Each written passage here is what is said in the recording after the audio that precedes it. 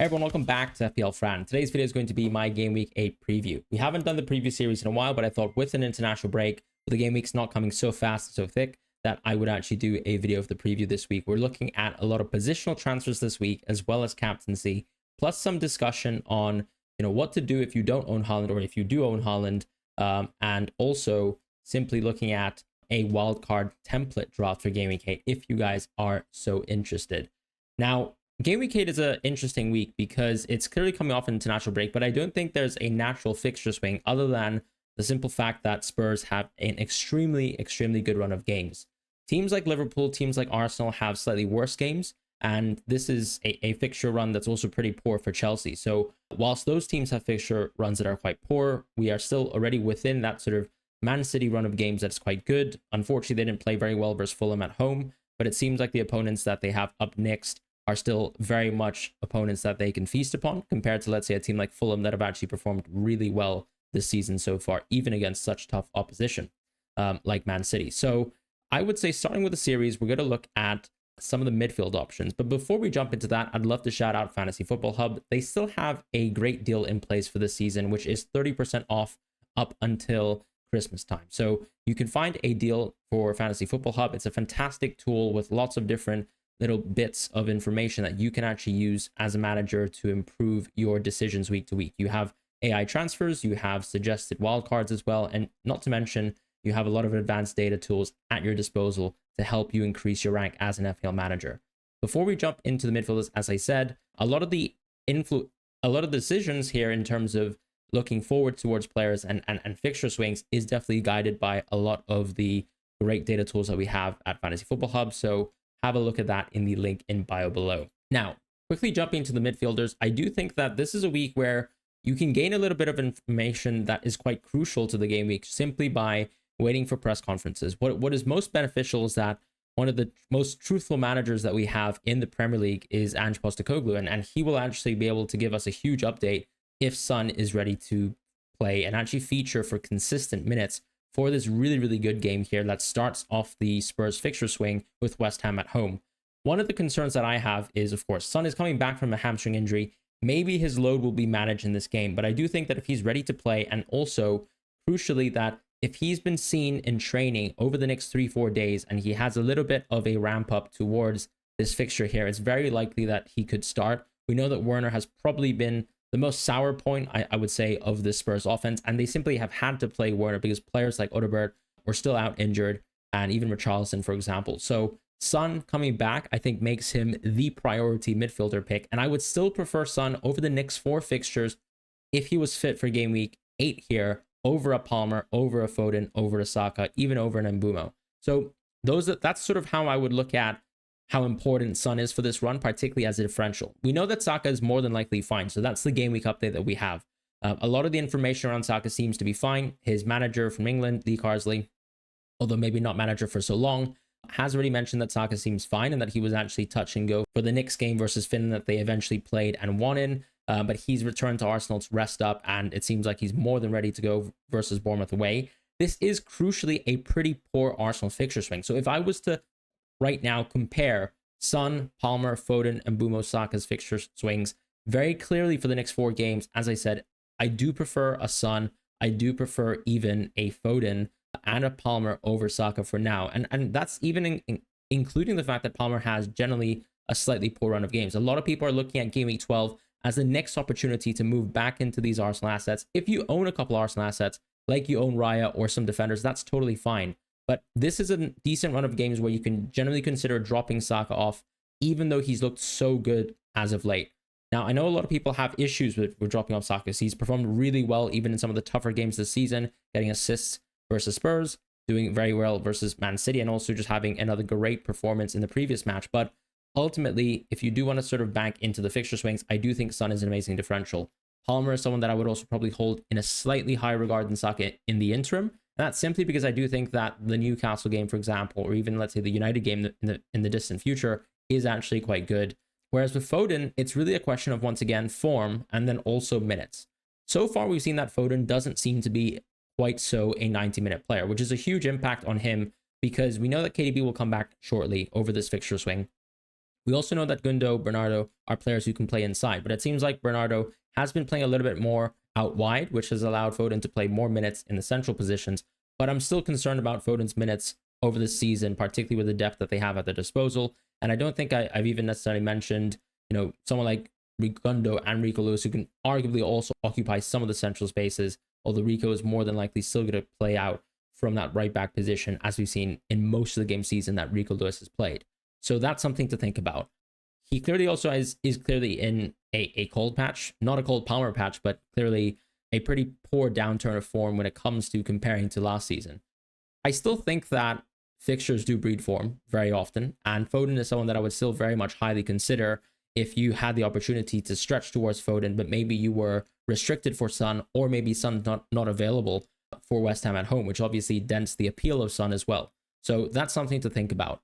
If you own players like Palmer and Saka, it's also totally fine to hold, but there are opportunities right now, I think, to gamble on fixture swings if you have that luxury transfer available to you. If you're looking for cheaper midfielders in the short term, I do think that Johnson is the absolute best cheap midfielder outside of, let's say, Mbumo, and below that sort of price point of Mbumo, because I really think that Johnson is amazing in the sense that he's an extremely high expected goal per 90 player. A lot of the players that we have rate quite highly within the midfield position are a little bit more expected assist dominant and are not as lethal potentially as Johnson when it comes to propensity to get goals and goal scoring position. So Johnson is very nice. He's clearly in a very hot run of form himself. So there is a lot of argument that breeds towards him being a very, very easy option to move into in the interim. If you're looking for cheaper options and you don't want to stretch towards someone like Johnson, or you're trying to create a team that maybe, allows for someone like Solanke in your squad, and you're trying to like stretch the forward position a little bit more for budget, then I do think that Mavididi or the Fulham midfielders are still the best way to go around budget for now. Rodgers has clearly come over a really good run of games, but the Aston Villa fixture downturn is very much there. I do think that Smith Rowe and Adama are actually very, very consistent options in the short term because of how good Fulham have looked, and actually how good these players have looked as well, and how good their minutes have been. Smith Rowe was benched for Man City, but I do think that's very crucially definitely a game that he would not have played in. You're not really going to play someone like Smith Rowe in such a tough matchup, like you're not going to play him versus Arsenal or Liverpool. So I still see him playing for most of the matchups that Fulham are actually going to come up against, and I'm not worried about his minutes. Mavididi, though, actually also has a really good fixture swing when it comes to Leicester, and his minutes have improved a lot more. We also know that the main competitor in that sort of midfield position with Mavididi is Buonanotte from Leicester, but I would still say that Mavididi is an option that I quite like because his minutes have turned really good recently, but also, crucially, he could take penalties if someone like Vardy is off the pitch, and that could be a bit of a boost. As far as, let's say, the forward position, moving on to that, the big question is about if you're a non-Haaland owner and you've benefited recently, because the last 2-3 game weeks have obviously been amazing for people who don't own Haaland, because the captaincies, you've definitely benefited more either through Salah in game week 6 or Saka in game week 7. And so crucially, now it's also reconsidering if you haven't moved to Haaland already and you actually have banked up 3 to 4 free transfers, is it worth it to kind of hedge against the rest of the field and continue to bet against Haaland? In my opinion, I think if you've got that amount of free transfers and you have that luxury to move into Haaland with quite a little bit of flexibility probably left in the bank when it comes to free transfers, you should absolutely make that move. I do think these two captaincies are quite significant in the sense that there's no next best available replacement for the next 2 game weeks that are quite close to Haaland, particularly in this Wolves away fixture, but then more crucially within the Southampton at home fixture. And that's because, unfortunately, as I said, Arsenal and Liverpool, they have some pretty tough games. Even when we talk about game week 8, for example, that's a really good fixture or game week 9 rather, for someone like Palmer. That's a really good fixture for him.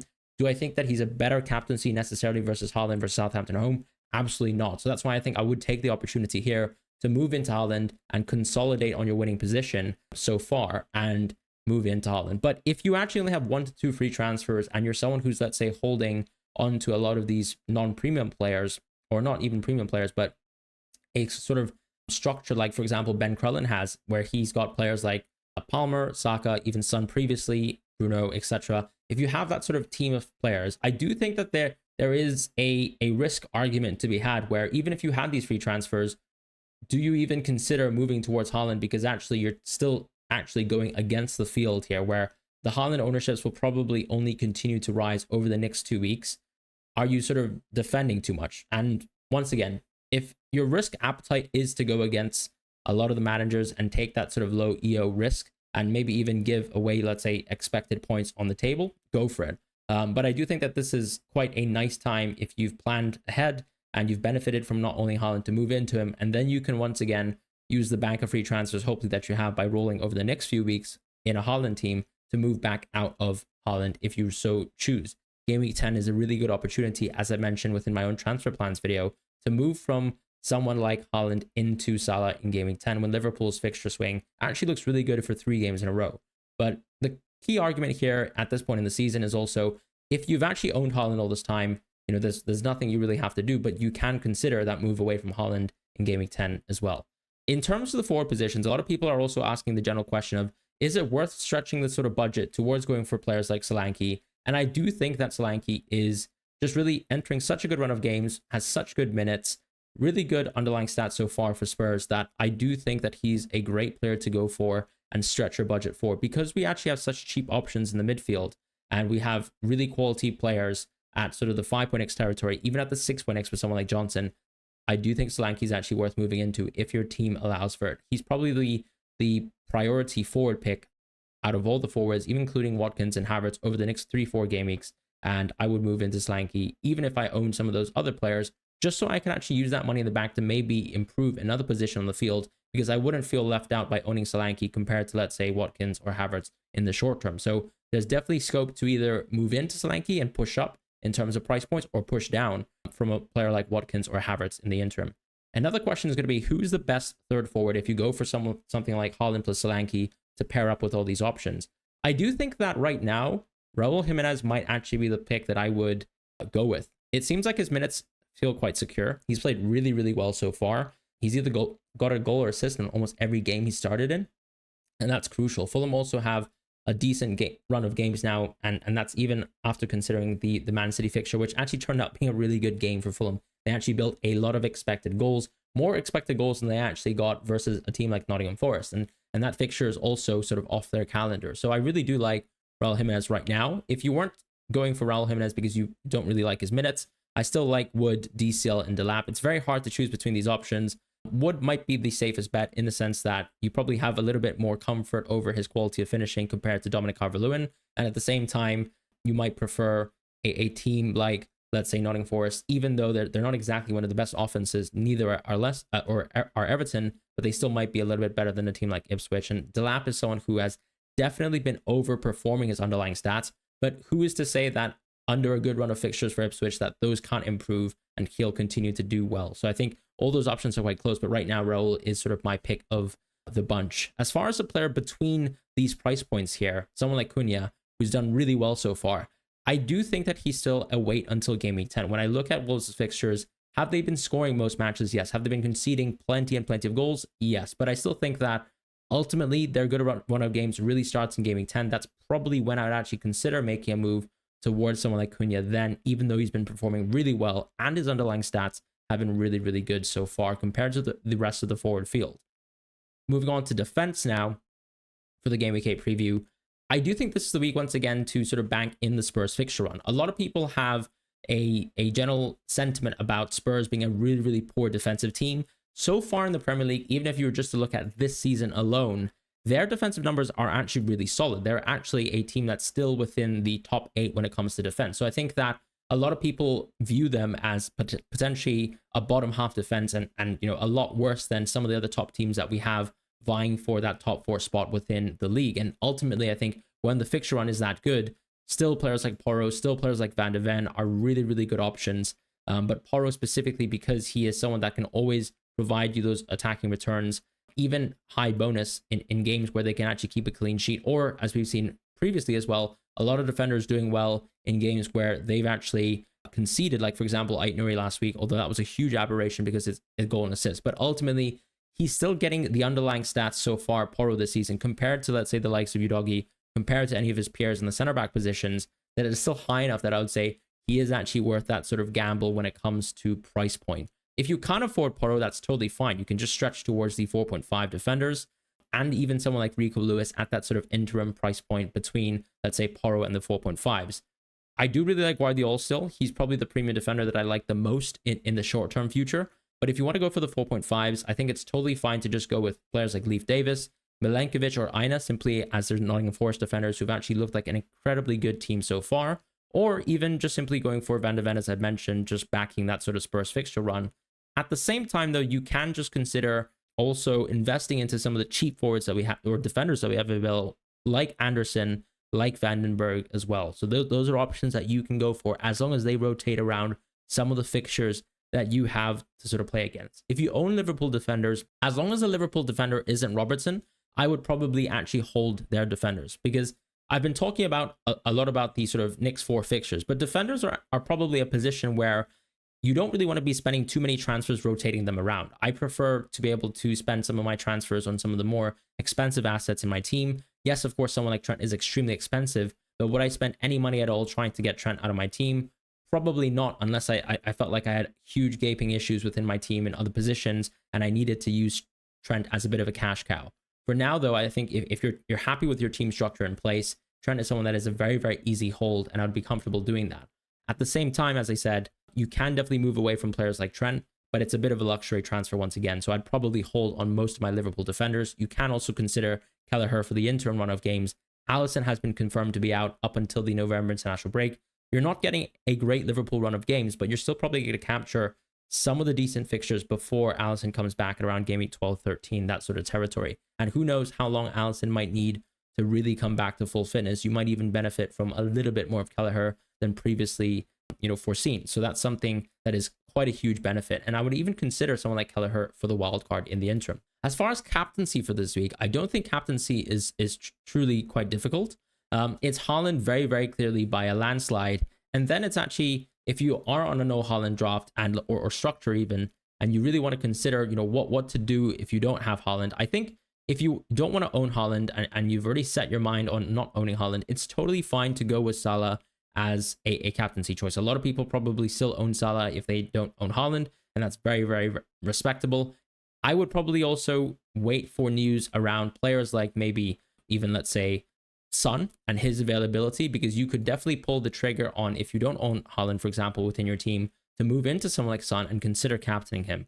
Solanke is also another option that I think is sort of at that same ilk, right? Because if Son is not available, you're more than likely going to see Solanke with more pen share, and that actually makes him an even better captaincy shout. So I would either bank into the fixture swing here for Spurs and sort of invest into that captaincy, or just if you have Salah in your team and you think that he's the most tried and trusted option because he's got a home fixture here versus a Chelsea team that have, once again, been impressive on attack, but not necessarily the case on defense, and just bank in that Salah captaincy, I would definitely have a look at that for this week here on Game Week 8. Now, as I said at the start of the video, I did promise a very, very quick wildcard draft for anyone who is actually looking for a wildcard. And ultimately, I've come up with a pretty strong draft here that I like, that I think doesn't have any issues as long as Son is actually fit to play.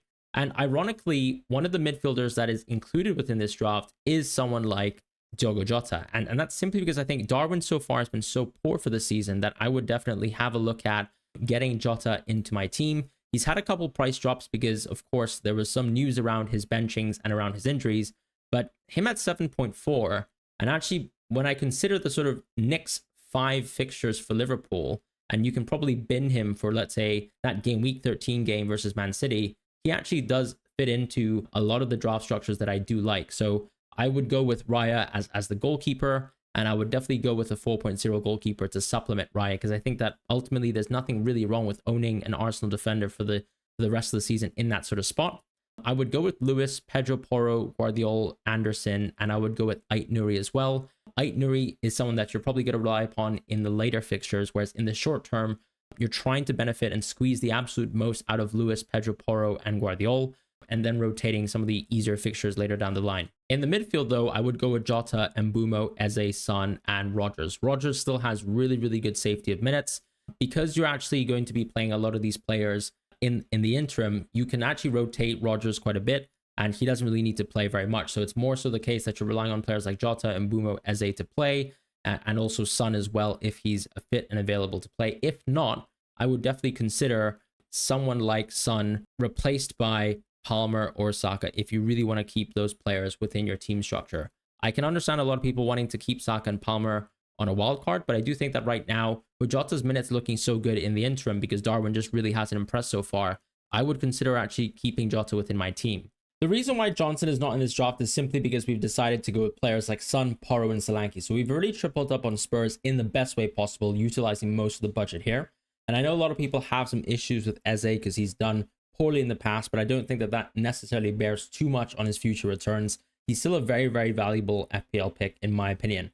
Now, when it comes to, let's say, Johnson, if you prioritize going for someone like Johnson and you actually really want to keep someone like Saka or Palmer within your squad and you can afford to do so, I think that's fine. But I just think that there's a little bit more upside in the short term with Son. Why not actually try and take that bet, I guess, against the rest of the field with someone like Son instead of actually keeping Saka and Palmer for a run of games where you probably don't really want to own them, but you can definitely revisit those two players around game week 12 and beyond.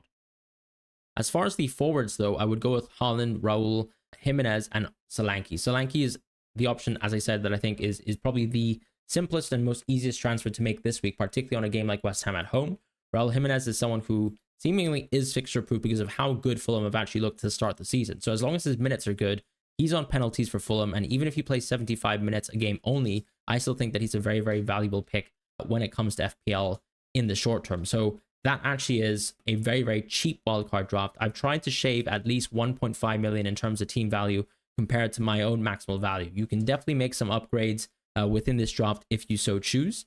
And it probably has actually maybe an additional 1 million that you can use to save up to move someone like Son into Palmer when it comes to game week 12. So that's why I really like going for someone like Son in this draft, where if he's fit and available, you can go for him. You can also consider maybe dropping someone like Lewis for another 4.5 defender of your choice, and then moving into Foden as well if Son's not available and you actually want a little bit of a gamble within that sort of premium spot. As I said, Eze and Johnson is probably the most contentious two picks here within this wildcard draft, but I think there are definitely options to consider, and ultimately the other defenders pick themselves, or even some of the other players pick themselves. So hope you guys enjoyed that wildcard draft. But anyways, that's it for the Game Week 8 preview. Thank you guys so much for watching. Bit of a long one. Hopefully it covered most of your questions and gives you answers as well for how to navigate this game week and the fixture run ahead. Take care and goodbye, and I'll see you guys soon for another video.